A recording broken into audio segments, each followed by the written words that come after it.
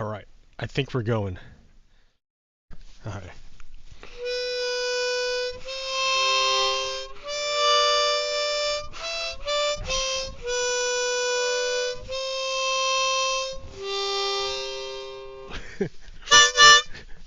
Hey, good afternoon. It is I, your host, Provocateurs, with yet another episode of Redstone Lapis Lazuli. It's Monday this time. Hello, let me see if I can get this working here.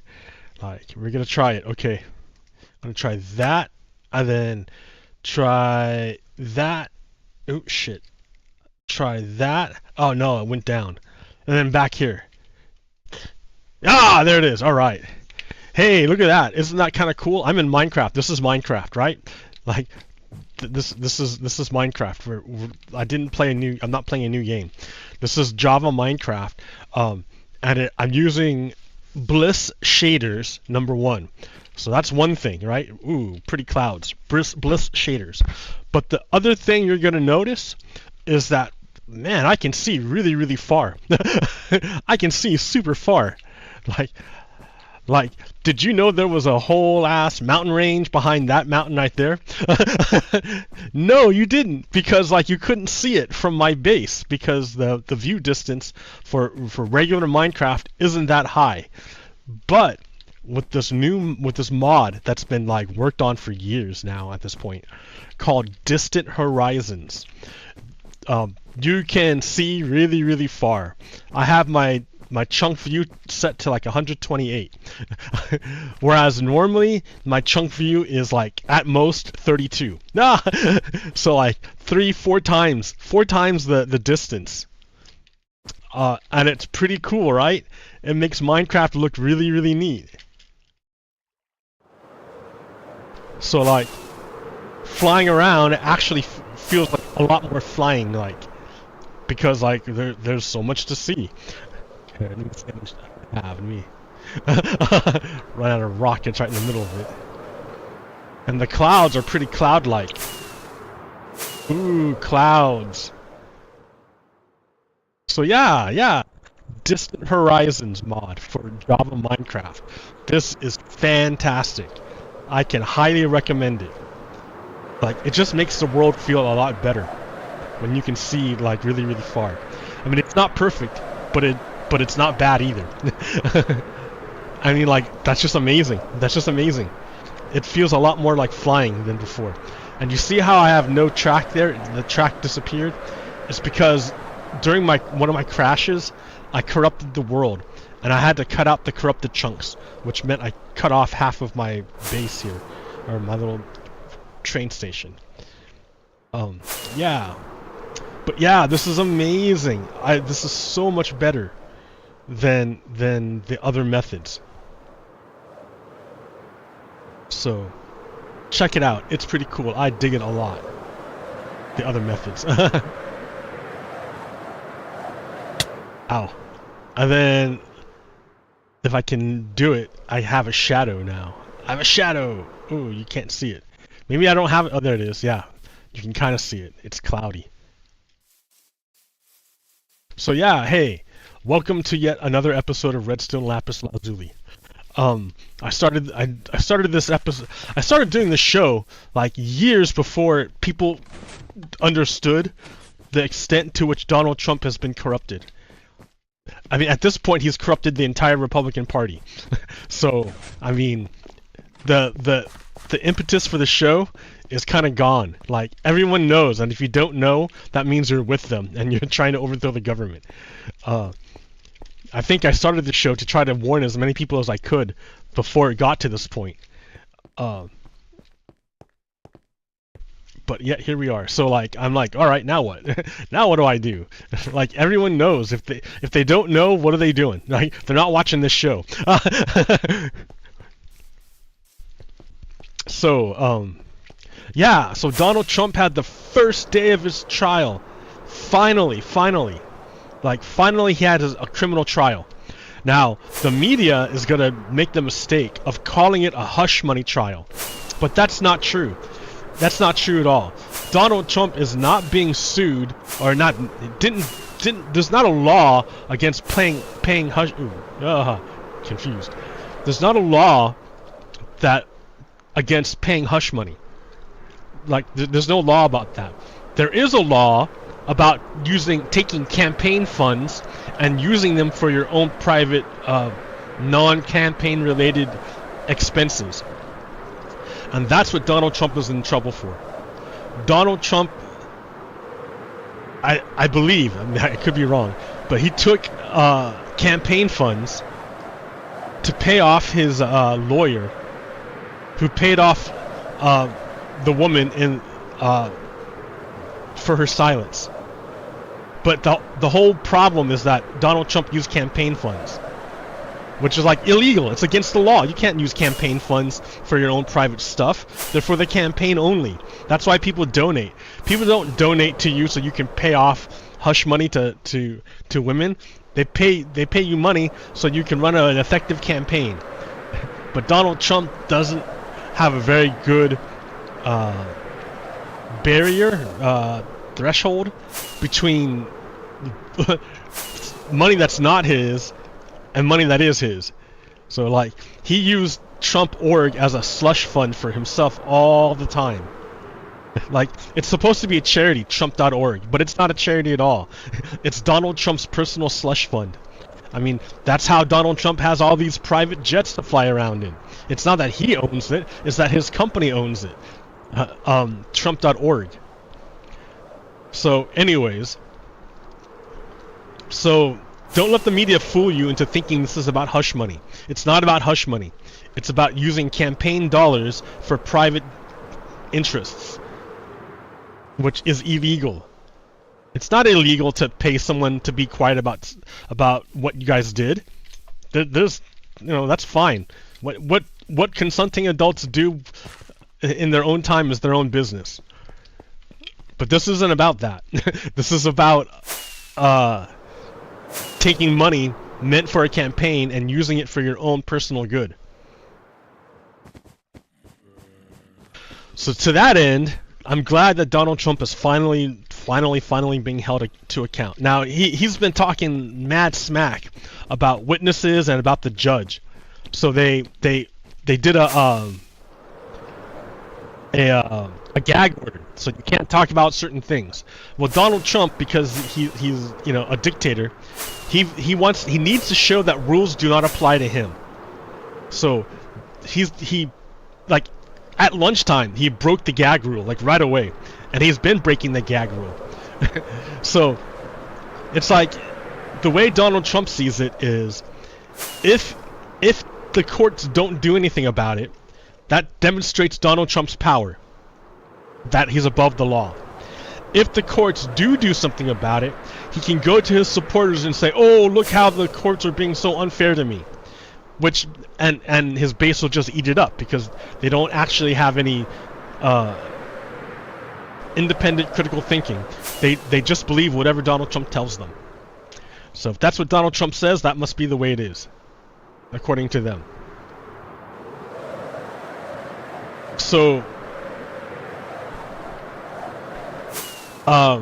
yeah, that's going to be interesting to see what happens, because yeah, Donald Trump is always pushing the boundaries of what is allowed and what's not allowed. He always needs to demonstrate that he's above the law, that he's above the rules, because he's trying to portray himself like a Putin. Like a Putin. Now here, wait, hold on. There's something very interesting. This is a very interesting tweet by Denise Wheeler. Denise Wheeler says, "Putin desperately needs Trump. If he doesn't take Ukraine, he's a dead man. Putin's a dead man. And the only way he can take Ukraine is if the United States abandons Ukraine. That's why Mike Johnson is failing to pass any legislation in the House. It's not that Americans don't want him to. It's not. It's that Mike Johnson is part of the Republicans, and the Republicans have been compromised by Russia. Like, this is like, we knew this as soon as the Republicans won the House in 2022. Like, everyone knew that was the end of aid for Ukraine. Like the only aid that Ukraine would get would be the aid that the United States had already pledged before the House changed. So once the Republicans took the House, they killed any future aid to Ukraine. So Donald Trump is going to really like drive that home. He's already proposing that he'd abandon Ukraine. Why would he do that? Because he needs to help out Vladimir Putin. Vladimir Putin needs to conquer, to genocide Ukraine. Otherwise, Vladimir Putin is a dead man. His rivals are going to say that he's weak and he dragged us into this war that we lost, and Putin's no good. So Putin needs to win the war against Ukraine if he doesn't want to die. Okay, Trump desperately needs Putin. If he doesn't win the election, he's a dead man in prison. That's true, right? Everyone knows that Donald Trump's idea is to become president. That he's claiming that he's immune because he was president. So that and he's going to try to take power again. Because if he can take power again, he'll say, well, I'm immune to the law because I'm president. And then he'll make himself dictator. And we all know he wants to be dictator. They got that plan out that shows how they're going to install fascism in the United States by destroying the Constitution and enacting their own kind of form of authoritarian government. He's already got that set up. And it's not just him, right? It's also the states, the Confederate-controlled states, like Texas, Louisiana. There's some states that are controlled by Confederates, like literal Confederates, the people that are enemies of the United States. They're literal Confederates. I mean, they'll hide it. They hide it for the sake of power right now, but only right now. If Donald Trump were to take power, they would come back out and openly declare themselves Confederates. So, same thing with Netanyahu, right? Netanyahu desperately needs to eke out a victory in his genocide against Gaza. He needs to show that he got something for it, that he got something for it. And as soon as that war, his war, quote quote war, the genocide ends, what's going to happen is a reckoning is going to happen, and he's going to have to face all these court trials. So, like, he's incentivized never to stop the genocide against the Palestinians, because the moment he does, he's going to be held accountable for everything, all his crimes. So all three of them are criminals that need their operations to be successful if they want to live. Like Donald Trump, if he doesn't become president and he has to go to trial, he's going to lose because he's guilty. Donald Trump is guilty of trying to overthrow the government. Donald Trump is guilty of sexually abusing people. Donald Trump is guilty of stealing U.S. secrets. Donald Trump is guilty of using campaign finance as his own personal piggy bank. He's guilty of all these things. He doesn't try to say that he's not guilty. He's not going to try to say that it wasn't me. What he's saying is that it doesn't matter if it was me because I'm immune. That's what he's saying. He doesn't have a defense at all. He has no defense. So he cannot go to trial, because if he goes to trial, he'll lose. And that's what's happening right now. He tried. His number one thing is to stop any trial from starting, and he's been successful in blocking the document trial, because he got a friendly judge in Florida. He was successful in stopping the January 6th trial because he got it to the Supreme Court, where it's stacked with his friends. He got the so that's the two federal ones, and then what was the other one? The Jean Carroll one was a civil trial, so that's not quite the same as a criminal trial. Like, it's just money, but it's a lot of money, and if he can't pay it, then he has to have his assets seized until they can pay it. And so, in order to avoid that, Donald Trump got his buddy to basically sacrifice his business. is saying, oh yeah, we gave Donald Trump a bond for the money he owes, and then it comes to find out, well, actually, we don't have the money to cover the bond. And we're based in the Cayman Islands, where the United States can't touch us. So it's like, they're not really legit. Like, who knows where the money comes from, right? Maybe they have the money if Russia deposits it. Like, you're not gonna know. It's the Cayman Islands. So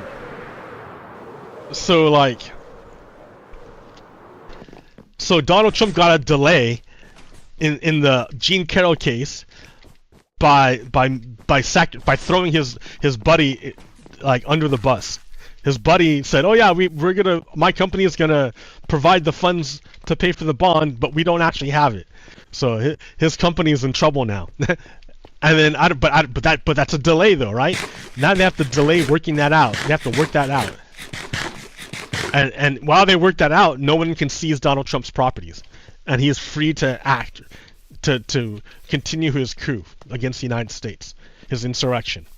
So it's amazing how Donald can keep delaying, and he tried really hard to delay his trial for this one, the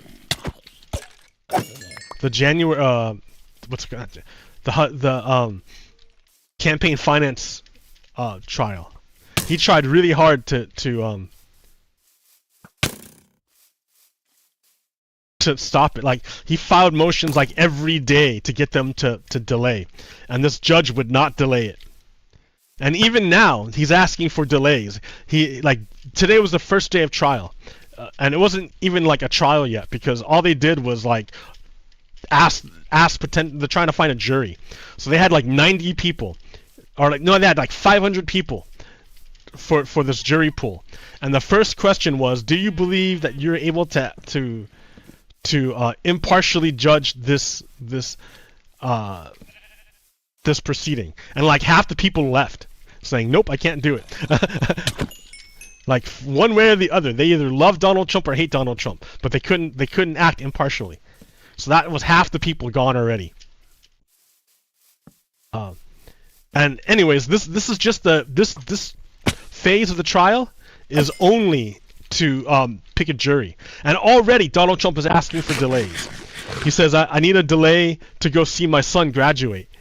And the judge is like, maybe. The judge hasn't ruled on it. But that didn't stop Donald Trump from going to the press saying, oh, the judge already ruled against me. We have no idea. He didn't rule at all. But Donald Trump doesn't really care about the truth, right?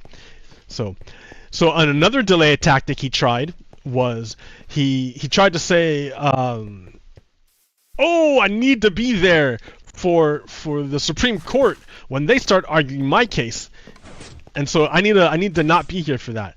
And the judge said, nope, because it's not federal law that you have to be present for the court case for the Supreme Court. It's not federal law to do that. It is state law in the state of New York that you must be present for your trial. So Donald Trump has to be there every day that the trial is going on, which means it makes it really hard to campaign if you have to be in trial every day.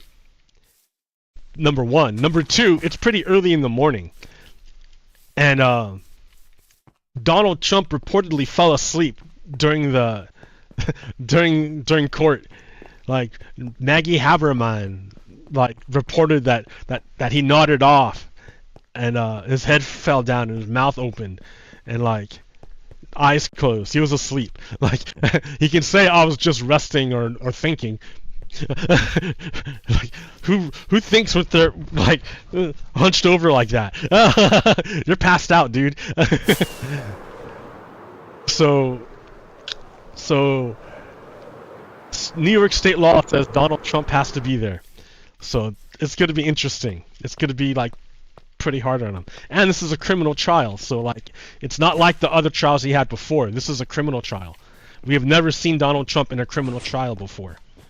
So but that's actually going on, dude. That's actually going on. And then the DA is like, hey, judge, Donald Trump is already breaking the gag order. He's already breaking the gag order. I want to talk about what we can do about Donald Trump breaking the gag order. And the judge said, okay, let's have a meeting on that topic next in a week on Tuesday. So this trial is going to happen, and it's going to happen at a clip. Something I heard or something I read on the internet on Twitter was that the Donald Trump knows that this is a serious trial because his lawyers, he had some serious lawyers that, you know, actual real lawyers, you know, because Donald Trump, when he doesn't really care, he has like lawyers like the MyPillow guy and Rudy Giuliani and like, you know, not really competent lawyers. That the latest one, that one woman, one, I forget her name. Like, anyways, but she's like not a very good lawyer either. None of them are good lawyers. But Donald Trump, I guess, didn't care about those trials. This trial he cares very much about because it's a criminal trial. So he ponied up the money for some really expensive lawyers. So there's that.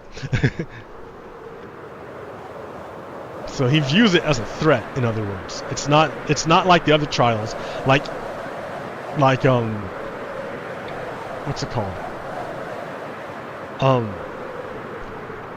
Like the hush money, or not the hush, the Gene Carroll trial. The first time he lost, the fee was or the damages he had to pay was only $5 million, which, like, for me would kill me. But for Donald Trump, he was like, yeah, whatever, 5 million. And so he acted as if it didn't even happen. He kept lying about Gene Carroll and calling her all sorts of bad things.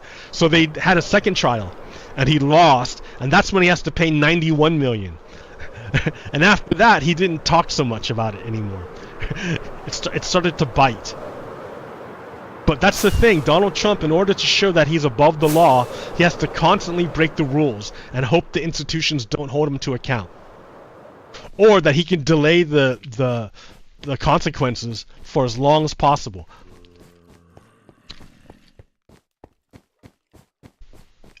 He's looking pretty ragged lately, Donald Trump. Like, he looked pretty bad. If you see pictures of him in the morning, he's trying to do his like tough guy look, but his eyes are all red and barely open.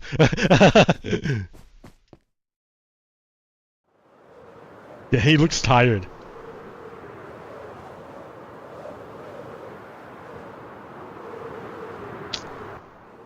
It's all jerky now. Wonder why.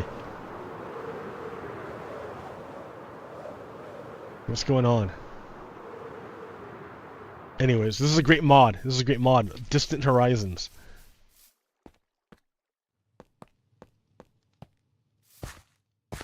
Sometimes it gets all crazy. Like right now. And it's not my video card that's suffering. It's not even at full use. It's my CPU. Minecraft is like a super CPU intensive game. Alrighty then. What else do I got here? So Donald Trump was doing his thing. You know what? Isn't there something I can do about this? Options. Video settings. Windowed. Borderless. I don't have borderless window anymore? What happened to my borderless window?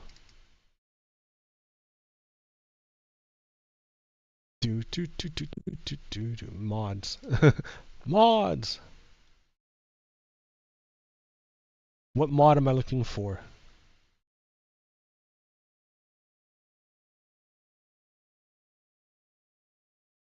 I don't know. It's not there, maybe?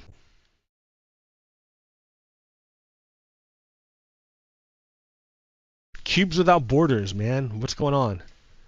Why aren't you working cubes without borders? Oh, school. There we go. Windowed.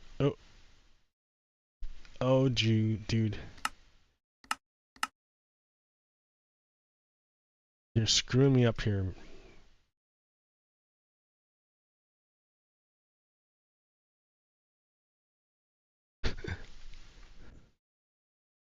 Full screen on. Full screen borderless. Oh! Oh! Alright, I'll come back.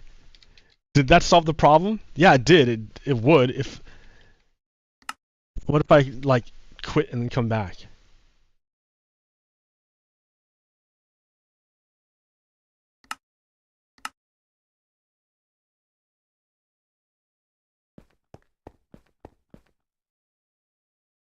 Yeah, there we go. Okay. Alright, okay. I lost my window here. There we go. What else do I got here?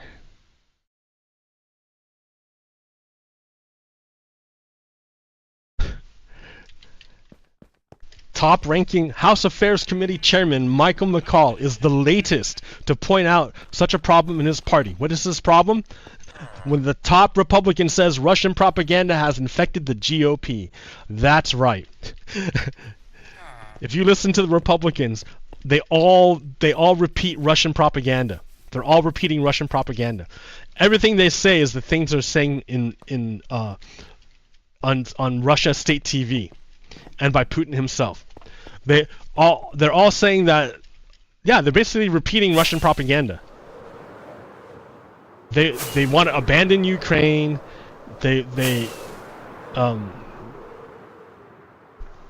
Yeah. Oh shit. Now my headset's dying. Damn it, dude. Everything at once, huh? All right, hold on. This is awesome. This headset. Watch.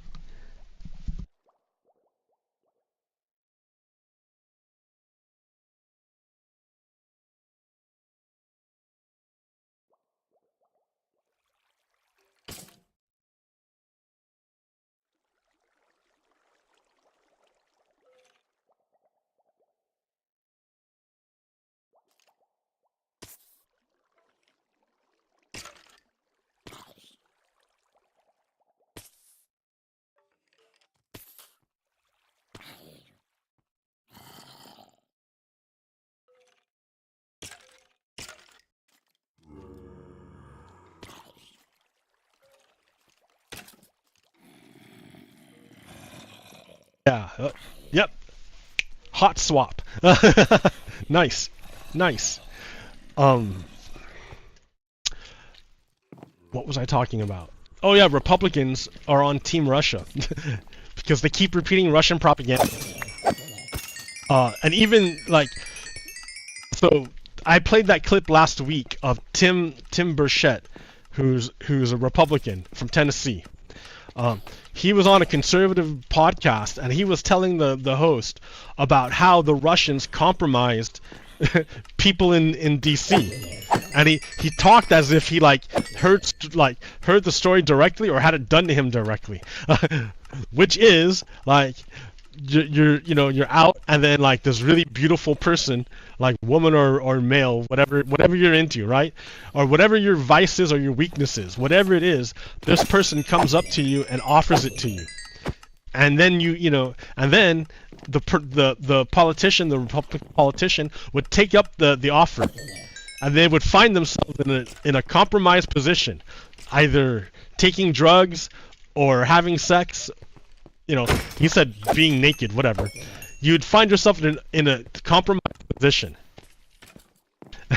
And then he said when you'd go to make a key vote, an important vote, somebody would tap you on the shoulder and say, "Hey man, were you in a hotel room with so and so and such? We have videotapes of what happened. You better make your vote the right way," which is whatever their masters want. And then the Republicans are compromised. So so who does this? Russia. Russia does it all the time. That's exactly how Russia does its thing.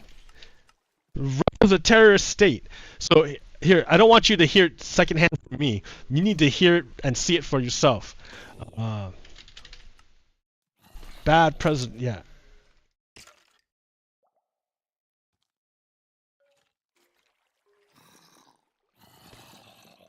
There we go. Their portfolios, and they love their money more than they do anything else. And they protect it, and they protect the people that do that. And by doing so, you know, the old honeypot, the Russians do that, and I'm sure members of Congress have been caught up. Why in the world would good conservatives vote for crazy stuff like what we've been seeing out of Congress? It's how it works.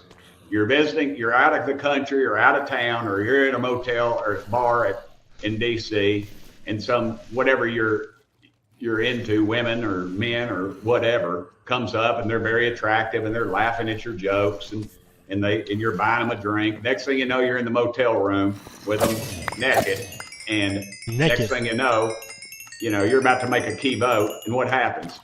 Some well-dressed person comes up and whispers in your ear, "Hey man, there's tapes out on you. Were you in a motel room on whatever with whoever?" And then you're like, "Uh-oh," and said, "You really ought not be voting for this thing." I mean, and what do? It's human nature. And, no man or no woman actually is an island. And so, like, he's telling you, that's how they operate in D.C. That's how they operate. Well, so the Republicans, like, remember when Russians, okay, oh, dude, everything's tied together. I want to make sure that this is true. What is the place, Julian Assange Embassy, Ecuador. Julian Assange was, okay, so, oh shit, Julian Assange, that's funny. Julian Assange, is an Australian who does not like the United States. And he made a website called WikiLeaks, which was supposed to be a place where you could anonymously post, like, information that would be censored by governments. That's like, but what it ended up being was just like an information laundering site where you could steal information and then get it out there without being it traced back. So what happened was Donald Trump asked Russia for help in the 2016 elections, and then Russians hacked both the Republican National Committee and the Democratic National Committee. Both of them. They hacked both of them, not just one, both of them. But the Russians released the information about the Democrats. During the election, Donald Trump's came out, where the infamous "grab him by the pussy" statement, and to cover that up, Donald Trump. Well, I don't think Donald Trump ordered it directly, but the Russians released a portion of the hacked emails that I think it had something to do with John Podesta, and like, and the way they did it was they put it on WikiLeaks. And the Russians pretended to be a hacker by the name of Guccifer 2.0.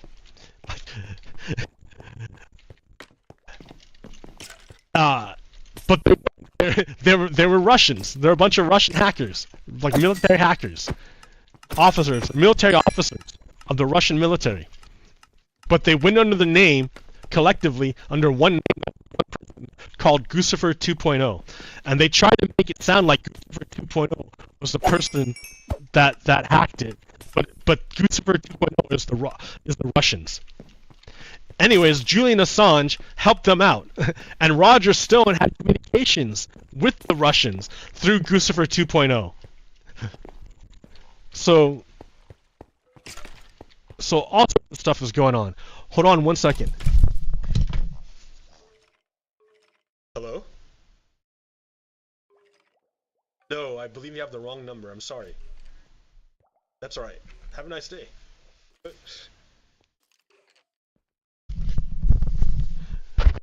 Alright.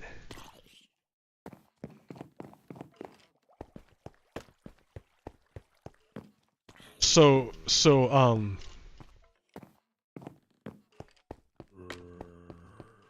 what was I saying? Lucifer 2.0.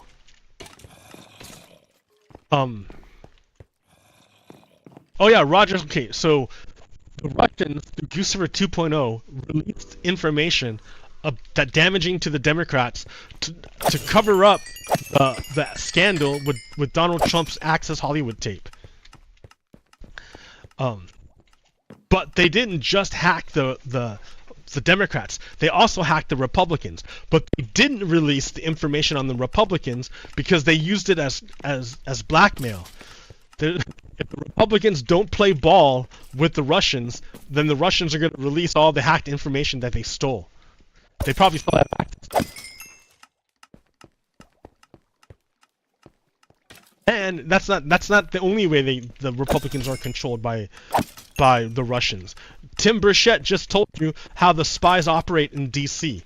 They send a honeypot to go get them Republicans in compromising positions, and then record the whole thing, and then threaten to release the tape unless they go along with whatever the Russians say.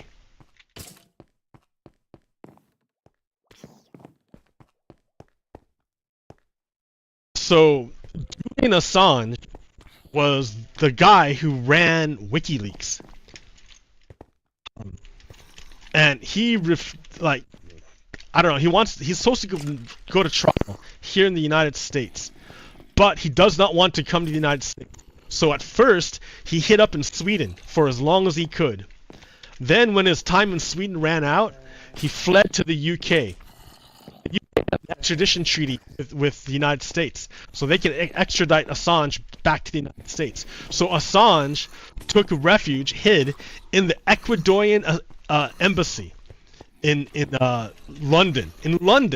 So in other words, this guy who's wanted for espionage for helping the Russians to hack the United States election is hiding out in the embassy in Ecuador, in London, the UK. And he hid there for 4 years, dude. And how could he hide in the embassy for 4 years? How can he do that? Because according to international law and treaty, embassies are sovereign. Embassies do not belong to the country that hosts them. So that wasn't UK territory, inside the embassy. That was Ecuadorian territory. So the Ecuadorians were the ones who controlled the stuff inside that embassy.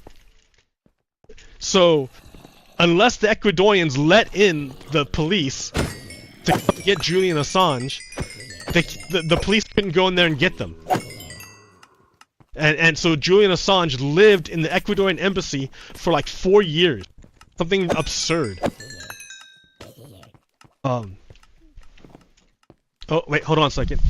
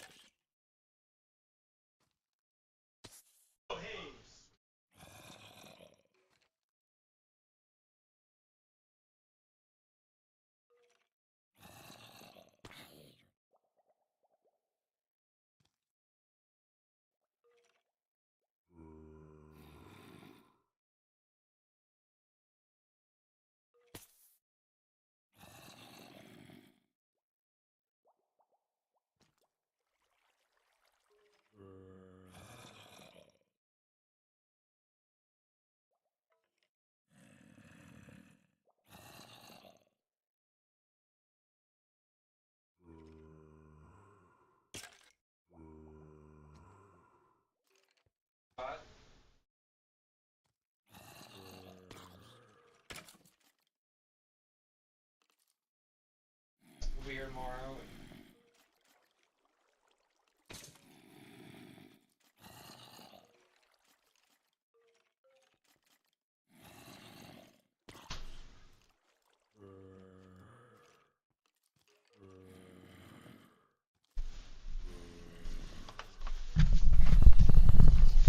Ha ha ha, it's so funny. That was the maintenance guy. He just did like a 1 minute fix of my temperature gauge for my shower that's been broken for like years and years and years. It was like a 2-second fix.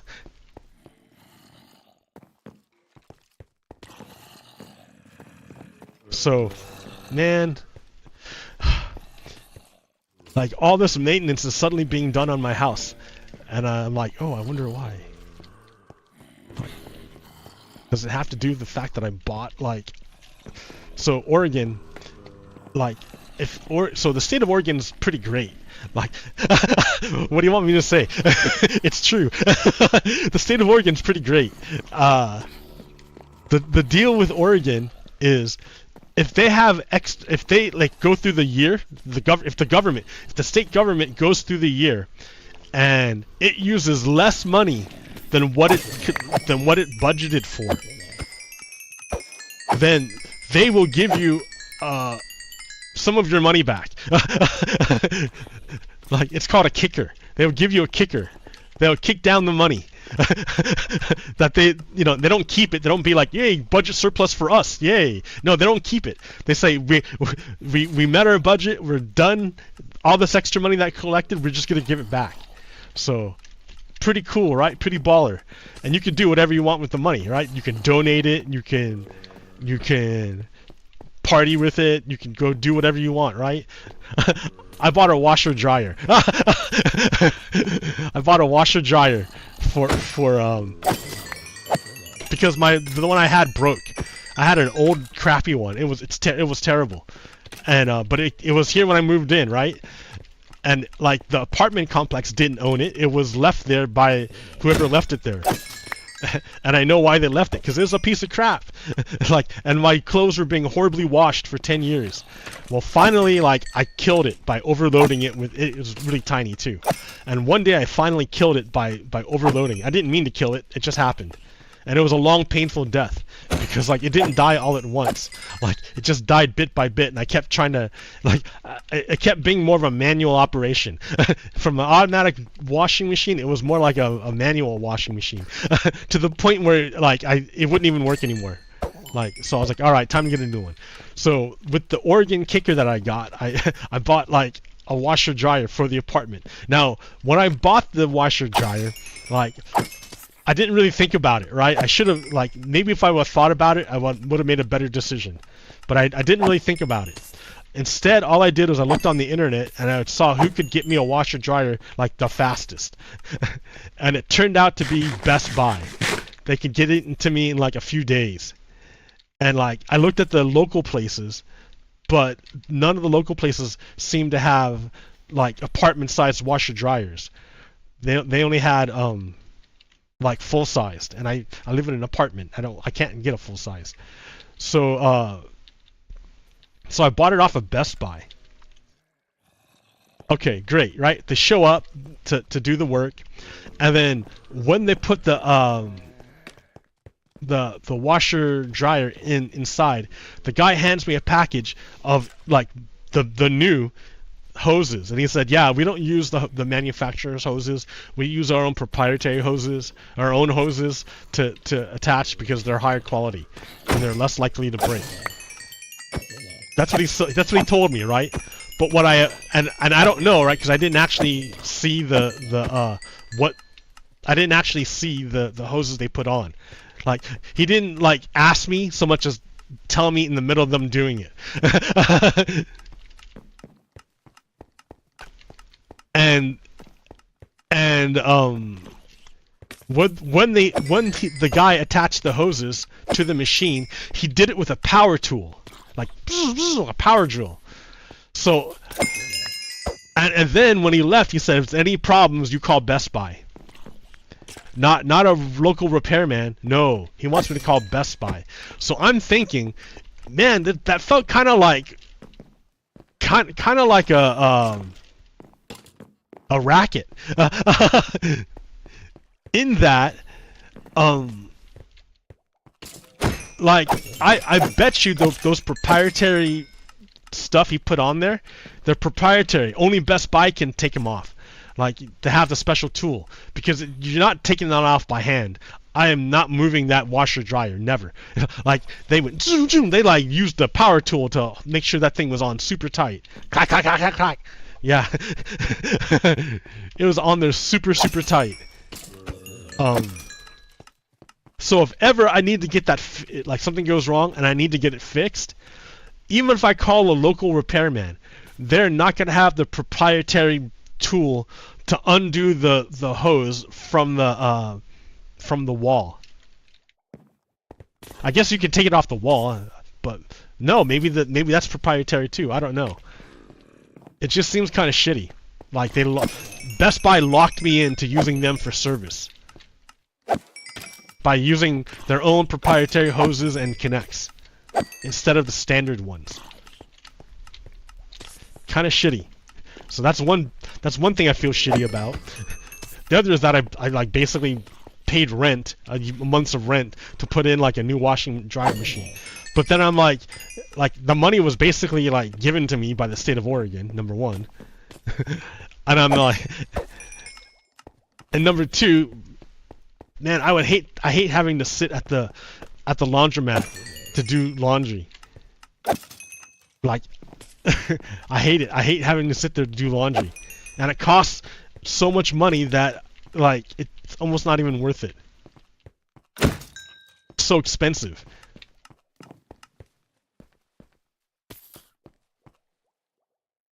So like, yeah, I really feel for people who have to use a laundromat. It sucks. I'm not a fan. But look at me, right? I sit at home all the time. Anyways, what was I talking about? Julian Assange took refuge in the Ecuadorian embassy in the UK because he was the cleaner for the Russian disinformation campaign, for the Russians to launder their stolen data from the DNC. But the Russians also stole data from the Republicans, but they're holding that data and use it as blackmail to get the Russians to do whatever they want. And it's working because you can see how the Republicans are not helping Ukraine. They're doing everything they can to block assistance to Ukraine, just like Putin needs. Putin needs the United States not to help Ukraine so he can eke out a victory and not die. Like if he's not successful, then he's gonna get chewed up by the other younger people that want to take power in Russia, because they don't have a clean transfer of power. It's gonna be like ugly and messy and bloody, because there's no law in Russia. They don't follow the law. They don't have an orderly procession to transfer power. Like they don't even have a democracy. They do a fake democracy by pretending to have a vote, but then arresting all the opposition leaders and then rigging the vote the day of the vote. So like they don't have they have a mockery of democracy is what they have.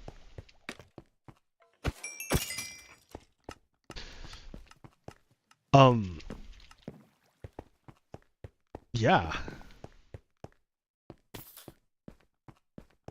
Okay.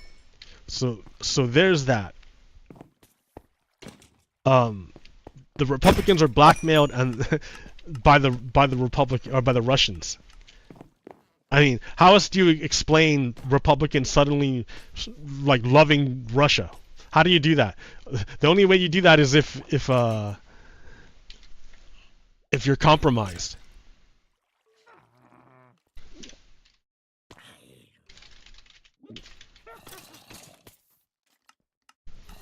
These 8 Republicans were in Moscow on July 4th, 2018. What? No, I'm not joking, right? It's not a joke. I'm not making this up. This really actually happened. They were actually present in Moscow on July 4th. Donald Trump surrendered to the Taliban on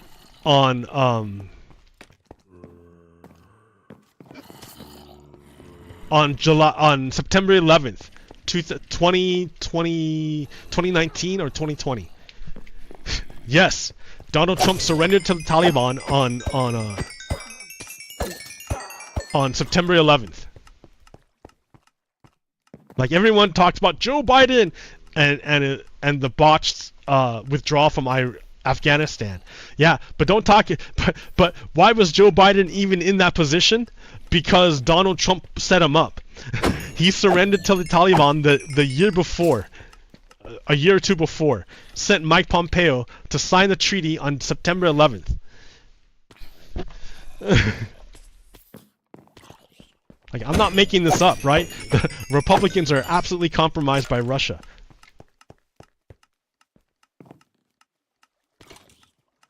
If it's Ron Johnson.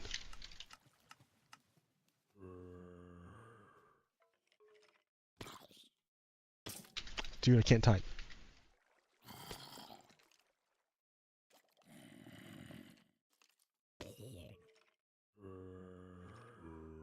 Oh no, here, open location.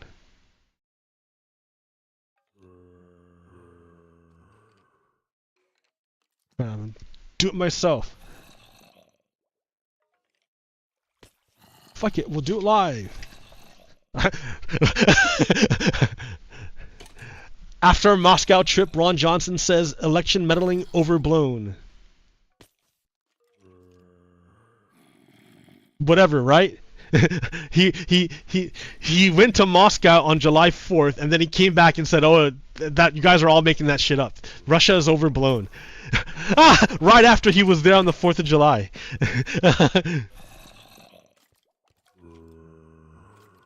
Oh wait, where'd it go, dude? I want to go back to the here. Don't just. Oh, you're in the recycle bin. Why are you in the recycle bin? I need to find the location.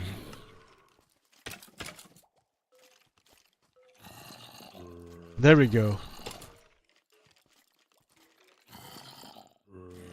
Open location. Oh, there we go. Okay, open path. There, that's where I'm going. Yeah, Ron Johnson. Republican Senator Ron Johnson is leading efforts to block a deal on border security, the Wisconsin congressman recently said, adding that voters should be the one. Yeah. So yeah, he's blocking it. Ron Johnson Moscow trip. That's the one.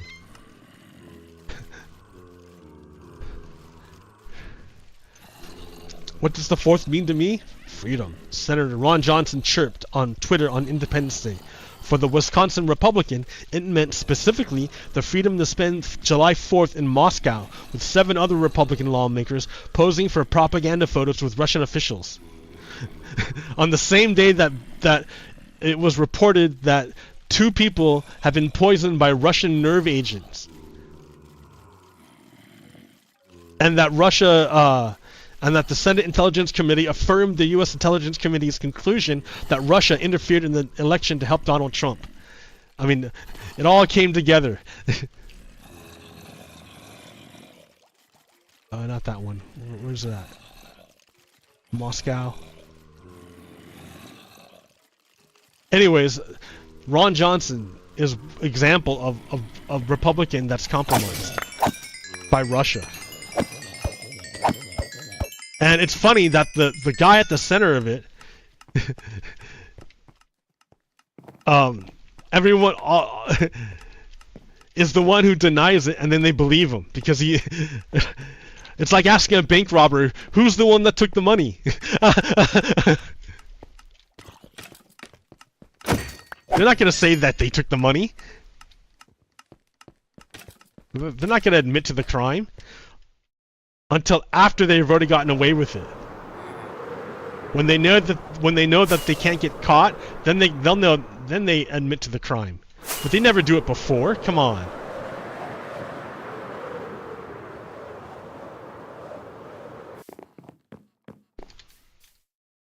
So, anyways,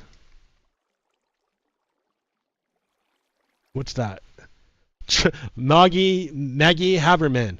Trump appears to be sleeping. His head keeps drooping down and his mouth goes slack. Yeah, you don't do that if you're you don't do that if you're concentrating. Dude was passed out. He was asleep. What is this all? Oh, okay. So remember how Julian Assange? Do I have it? Remember how Julian Assange stayed 4 years in the Ecuadorian embassy because the UK respected the treaty? Do you remember that? Look what happened. Then look what happened. Latin American governments rally around Mexico after its embassy was raided in Ecuador.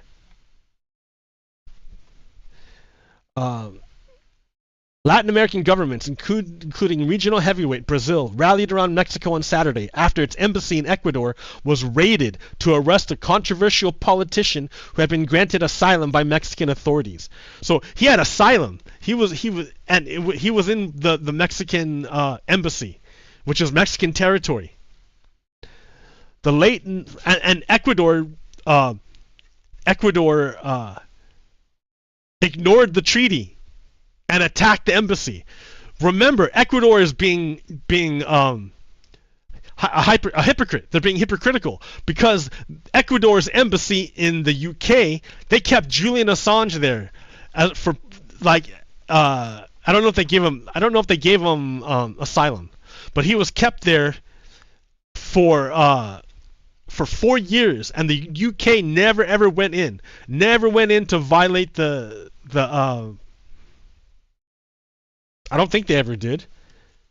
Let me make sure. Maybe I'm dumb. Like, how did Julian Assange leave the embassy?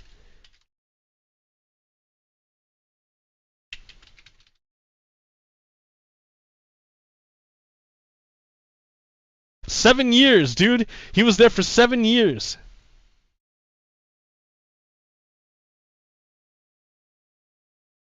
And then he was ousted by yeah, okay, so Ecuador ousted him. So Julian Assange stayed in the Ecuadorian embassy for 7 years, and the UK never ever violated the treaty. So in other words, the Ecuador's rights were respected. But when it came time to demonstrate those values, Ecuador could not or did not demonstrate the values that they were shown. They didn't respect the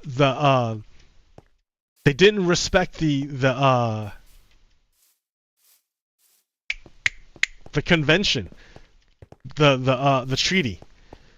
Their embassy was protected, but they don't respect other countries' embassies. So, like, that's the thing about embassies. Is that's why.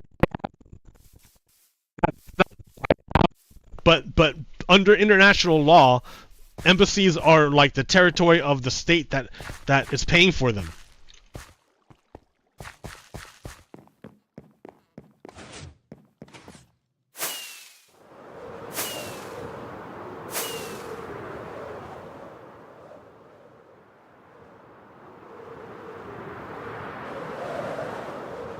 So, bad move by Ecuador. That was like an awful move.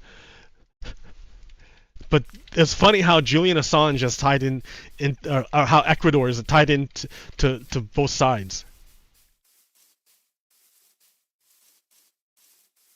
Yeah, why should any country respect Ecuador's embassy after how they treated Mexico's embassy? Like the United States, I think they attacked. They didn't attack. They hit the Chinese embassy with a missile. But USA was really, really apologetic about it, and they paid to fix everything. They paid to redo it. And they apologized for it.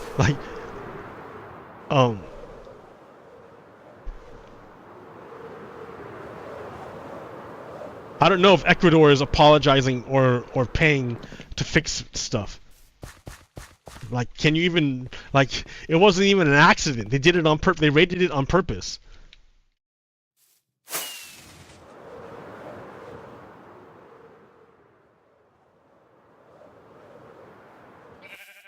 Okay. Other threats.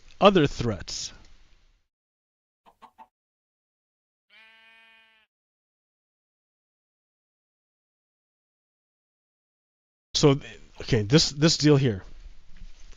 So breaking, Tristan Snell, breaking, SCOTUS effectively makes it illegal to organize a large protest in Texas, Louisiana, and Mississippi. Supreme Court declined to hear a Fifth Circuit case that shredded the First Amendment by allowing protest organizers to be sued for anything that happens during the protest. In other words, these states, Louisiana, Mississippi, and Texas, are in the Fifth Circuit Court. That's the Fifth Circuit Court. That those three states, they're in it. And remember, Confederates are opposed to democracy. They don't like democracy, and protest is the form of democracy. Is an important part of democracy. It's how the people, the citizens, express their feelings. Right? But the Confederate-controlled governments don't care about what the people want. What the people want is irrelevant to the Confederate government. It's what the elite want. So they don't want these peasants, quote peasants, to be like walking around protesting them and making them look bad. So they want to, they want to take away people's rights of protest because, that's a human right, and Confederates don't believe in human rights. So they passed a law saying, they want to get people to stop it. So they passed a law saying if anyone commits a crime during the protest, the organizer of the protest is going to be the one who's charged. So in other words, people who don't have absolute control of every single person at the protest. Organizers don't control people. They're not controllers, dude. It's not control. There's no control there. People are responsible for themselves and for their own behaviors. But that kind of personal responsibility is not something that interests the Confederate governments. They want to stop people from protesting. So the way they did it was that if anybody at your protest commits a crime, that the organizer of the protest will be charged for that crime. As if the organizer knows all the people going and can control them. No, they can't do that. So what that does is make it too dangerous to organize a protest anymore. Because if you do, the government can arrest you if something goes wrong. And the question isn't if something goes wrong. The question is when something goes wrong. Because there's a thing called agent provocateur. An agent provocateur is a person from the other side who dresses up like they're on your side, but they're really on the other side. And then they come in to cause problems in your group. That's an agent provocateur. They wear the signs of your group, but their content is breaking your group up because they're actually on the other side.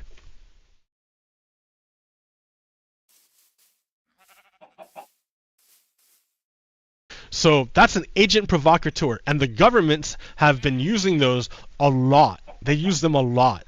Like agent provocateur. It's French even, right? So it's an old tactic by the government to break up stuff. So if you think of agent provocateur as the cop who dresses up as a militia member or whatever, and infiltrates the group, or the cop who dresses up like a I don't know, like a college kid, and then infiltrates the group to cause problems, to break it up, and let me give you an example. Do you remember during the George Floyd protests of 2020 in Minnesota, there was Umbrella Man. Umbrella Man! Look at this guy.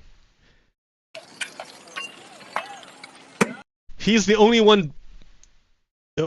He's the only one breaking stuff.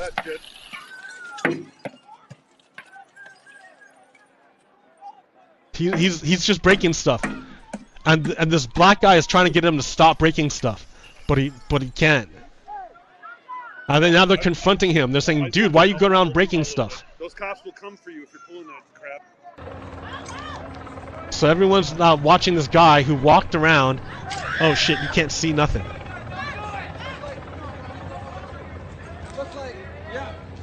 So the guy walked around with a hammer, just breaking stuff. Guy just came with a hammer and smashed the windows. I'm gonna fight you right now. You wanna go? Yes, what's up? Somebody hold my blunt. Hey, somebody hold my blunt. I'm gonna give it up. So now he's. Hey. Are you a fucking cop? What's up?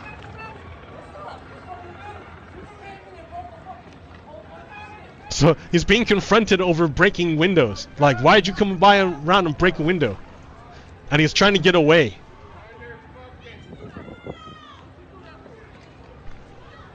This guy dressed in black with an umbrella went around here. Did you see in the beginning? Look around. He's just going around breaking windows. Look at him. Part of that shit.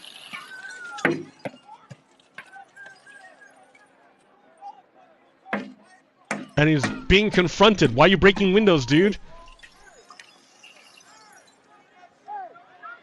Why are you breaking windows? And then, as he's confronted, he runs away. Those cops will come for you if you're pulling that crap. So, I show you all that to say this.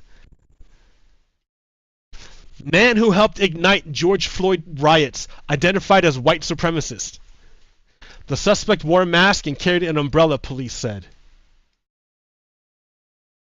A masked, umbrella-wielding man accused of helping incite riots and looting in the aftermath of George Floyd's police-involved death has been identified as a member of a white supremacist group that aimed to stir racial tensions amid largely peaceful Black Lives Matter protests, according to police. So that's an example of an agent provocateur. Dude is from the other side, and he tried to cause problems that he wants to pin on the larger group. That of it, you know. So that guy, under the Supreme Court said that guy in Texas, Louisiana, and Mississippi, that guy's crimes would be charged to the organizers of the protest. Do you see how that works? All you have to do is slip in an agent provocateur and you can kill any protest you want. The government. All the government has to do is slip in an agent provocateur to do a crime, run away, and then you charge the organizers with that crime. And then you shut down the whole movement. That's basically what it is. That's what happened in Texas, Louisiana, and Mississippi. They outlawed protesting. They did it in a tricky way. They didn't outright make it illegal to protest, but they effectively made it illegal to protest. Because all it takes, if they don't like you, all they have to do is implant an agent provocateur to break some laws, and suddenly the organizers get charged with it. The organizers didn't ask the police to send in an agent provocateur. The organizers didn't ask white supremacists to come in and break laws. The organizers don't control people. They don't control everybody. Like, you can tell people, be peaceful, but if an agent provocateur doesn't have to listen to the organizers, it'd be different if the organizers were saying, like, go out and cause a riot and break windows. That'd be one thing. But no organizer was saying that. But now under Texas, Louisiana, and Mississippi, now the organizers get charged with that. So it's a way of the government the Confederate government shutting down democracy, protesting. Because remember, Republicans are Confederates. And they're allied with Russia.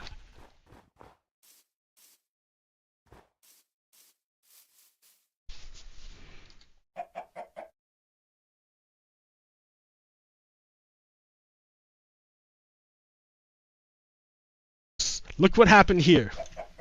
Vietnam property tycoon Trong My Lan sentenced to death in whopping $27 billion fraud case. Ho Chi Minh City. A top Vietnamese property tycoon was sentenced to death on Thursday in one of the biggest corruption cases in history, with an estimated $27 billion in damages. A panel of 3 hand-picked jurors and 2 judges rejected all defense arguments. So I don't know about that, right? I don't know how good their justice system is. But they're going to execute like a pretty powerful person, it sounds like. She denied charges and blamed her subordinates. Yeah, I don't know about that. I don't know the history. I don't know the system. How just is the system?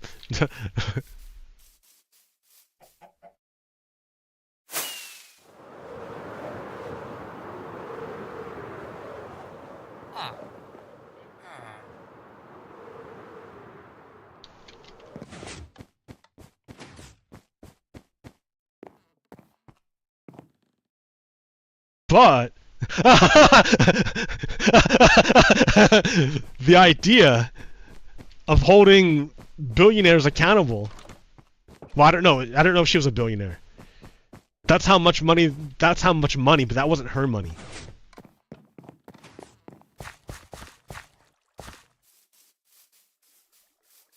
I'm just saying, Donald Trump.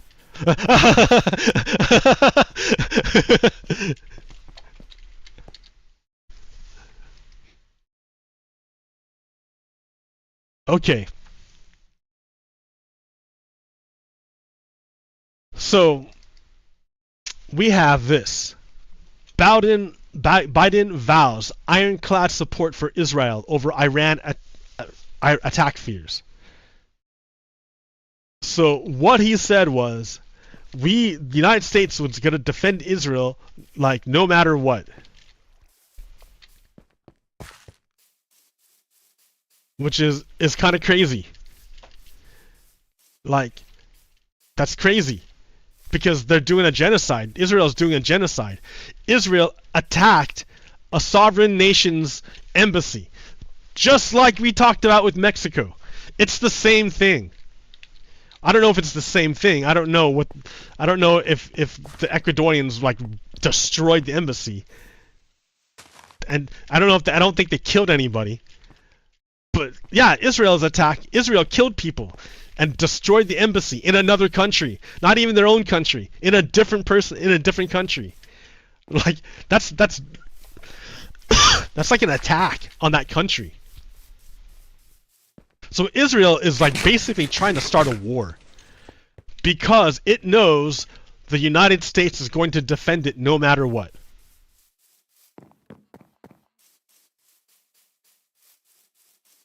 Like, so in response to Israel bombing their embassy, Iran gave notice saying, "Hey guys, we're gonna retaliate. Get ready."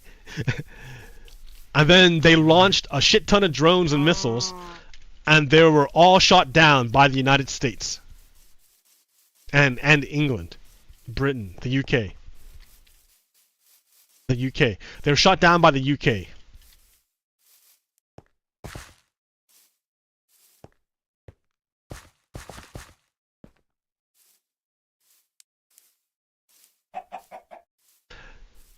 How much money did that cost us to defend Israel from the consequences of its own actions?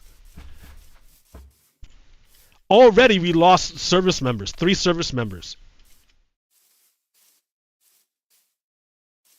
Now I'm not saying that Donald Trump is any better.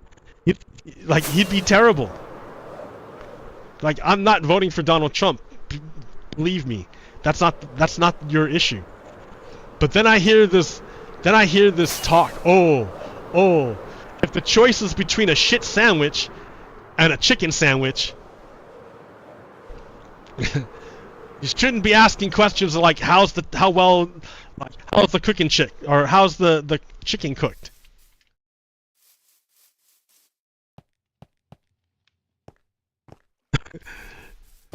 But that's a false choice. Like, you can just not eat either one. Just not take either one. and you say, well, that's gonna default you to the worst choice. But then I'm like, is that my responsibility?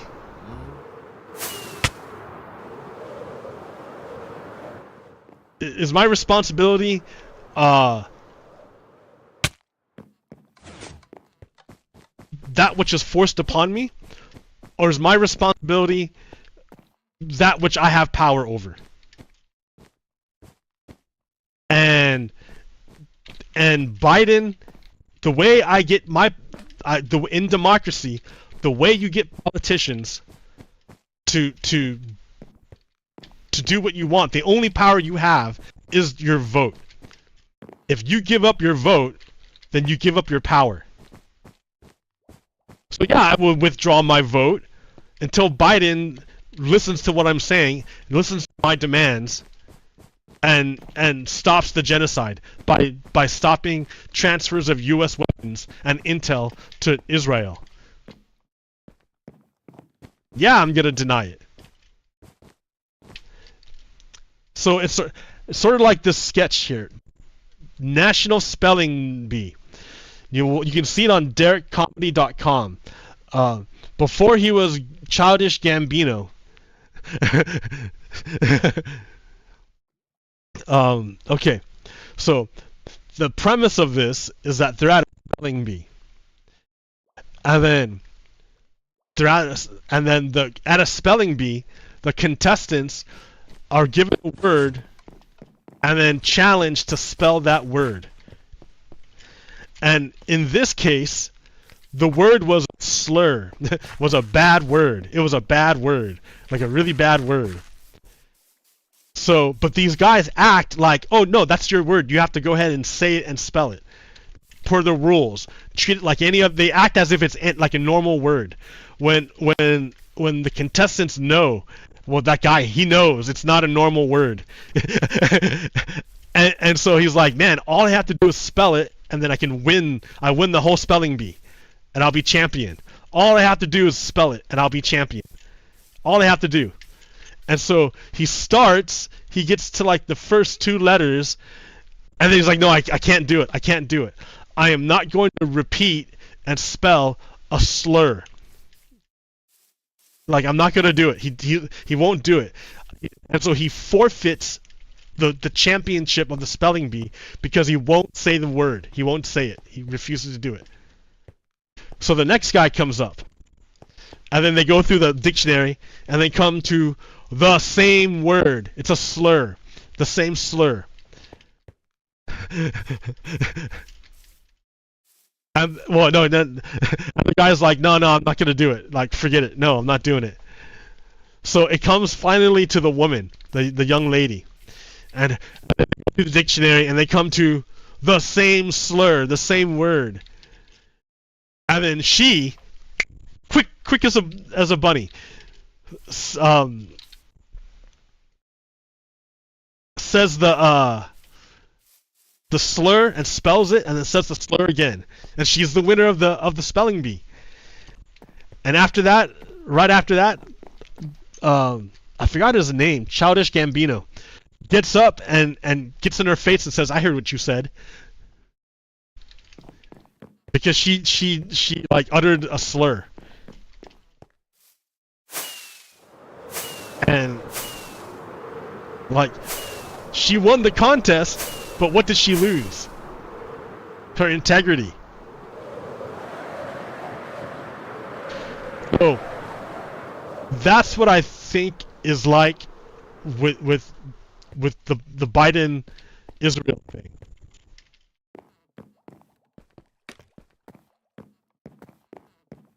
They're giving us a slur to spell in order to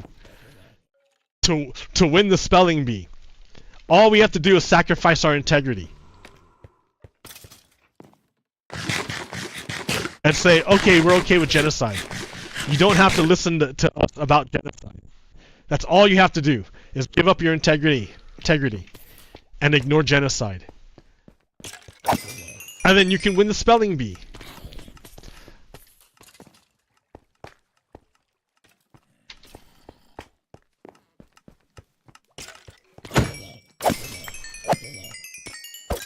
Yeah, that's not the way it is. So, you have to give me a reason to vote for a candidate.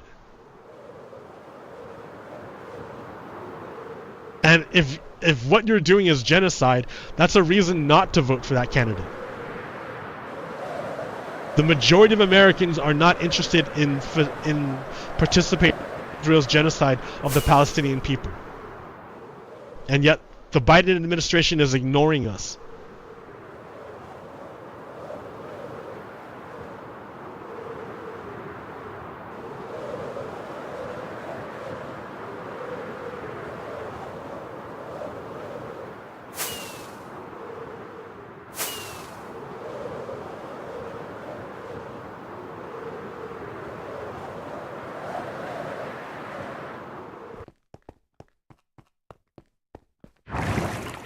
Out of rockets.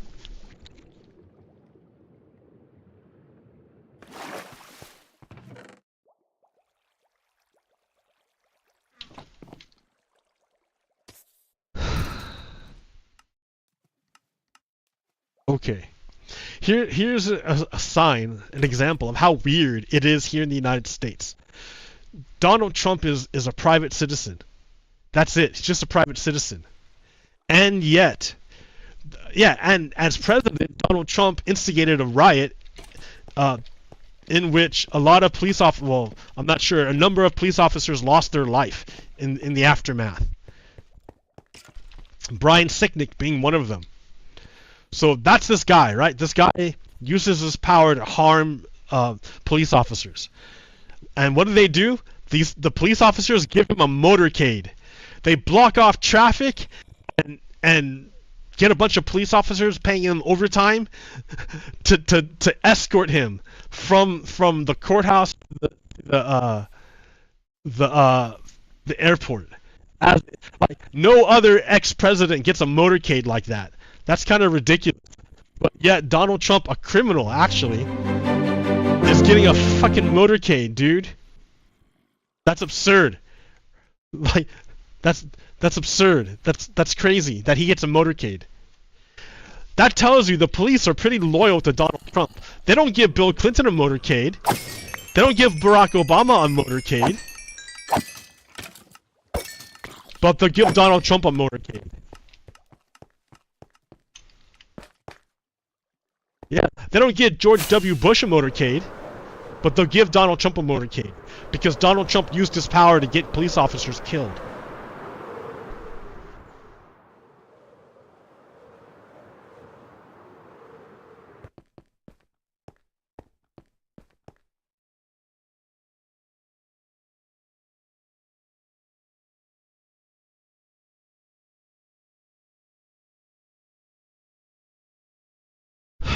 Alright.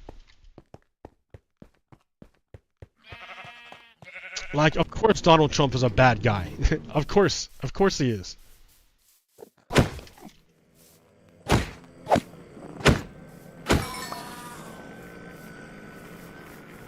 Of course.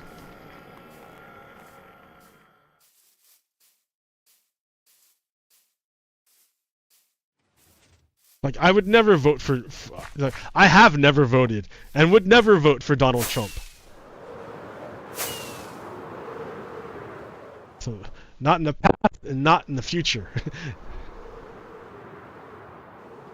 Donald Trump is a bad guy. Like,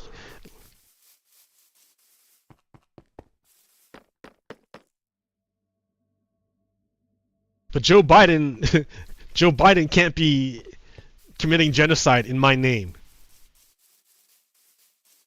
And he's facilitating it right now with Israel.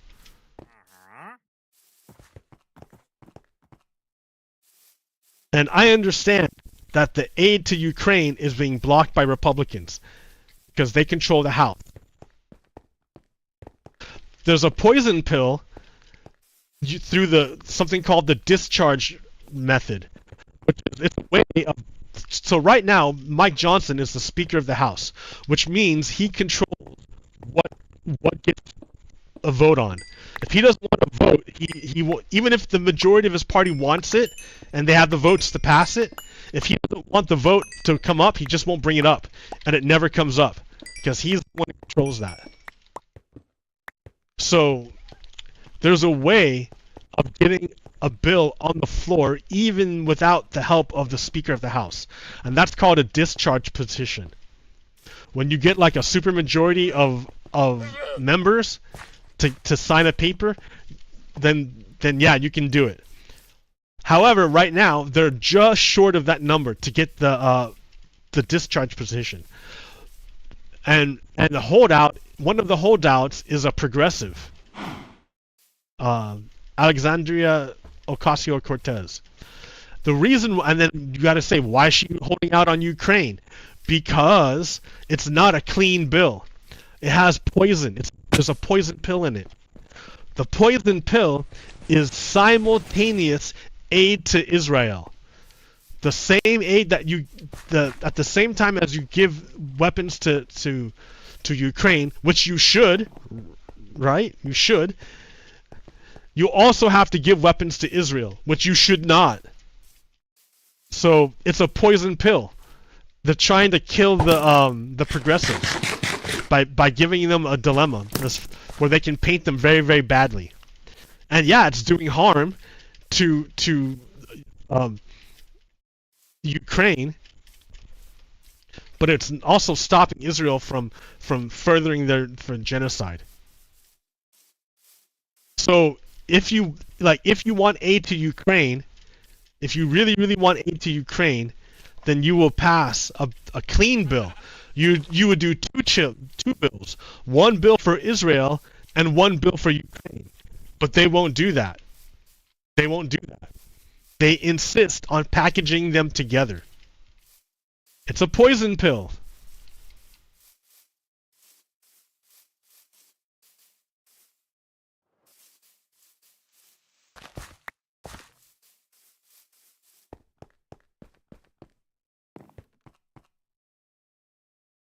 So I tried not to pay too much attention because it makes me like not well.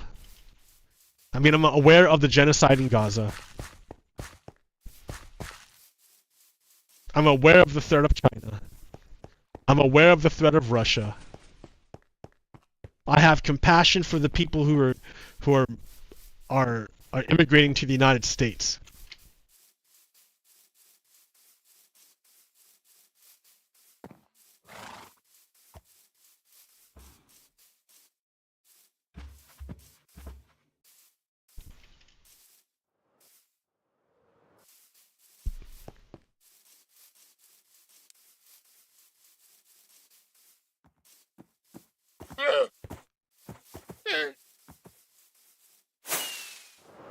I think it would be a bad idea to allow the United States to get embroiled in a war in the Middle East when we're getting ready to have a war in the Pacific. It's just a bad idea. And what it appears to me is that Netanyahu is the one driving. He's the one driving this. Netanyahu constantly provokes other countries into attacking it. And the one who will pay the cost of defending it will be the United States. I think that's a bad position to be in.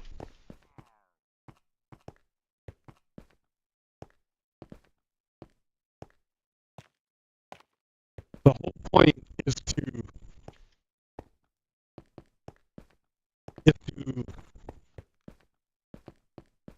have a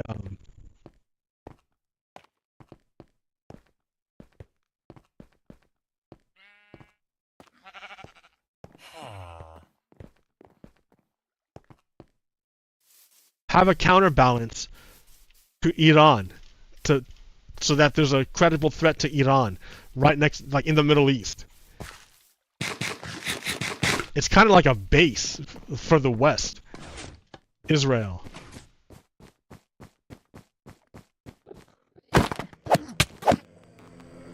Uh-oh.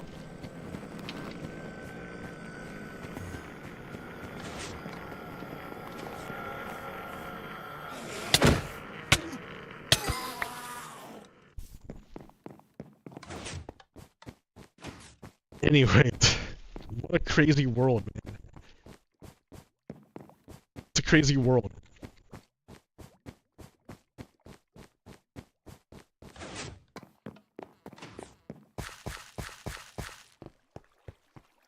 And so yeah, I think people are kind of aware of it now. like either you know or you don't. I don't know. I mean, is this even of any like? Yeah, I don't think there's any fence setters anymore. Maybe there are. I don't know. Maybe I'm wrong. I have no idea. I don't go out anymore. I don't go outside. Like, the lockdown from COVID for me never ended. I stay inside all the time.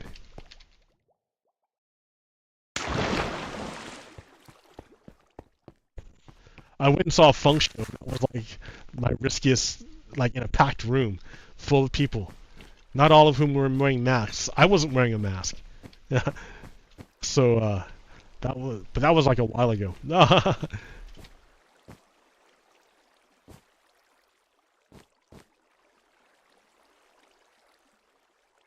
So yeah, I don't know. Maybe I'm incorrect about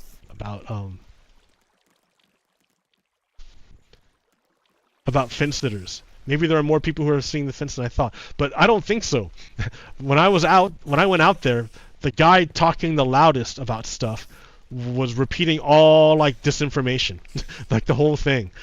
Everything he said was disinformation.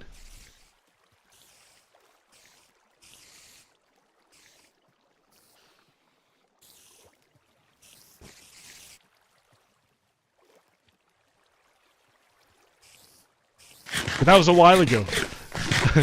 So I don't know if things have changed. Look at these spiders, man. Come on. The climb of ice like it's nothing. Okay, Java.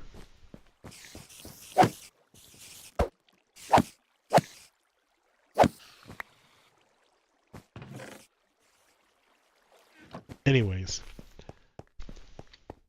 Well, until next week. Provocateurs out. Peace. Stop.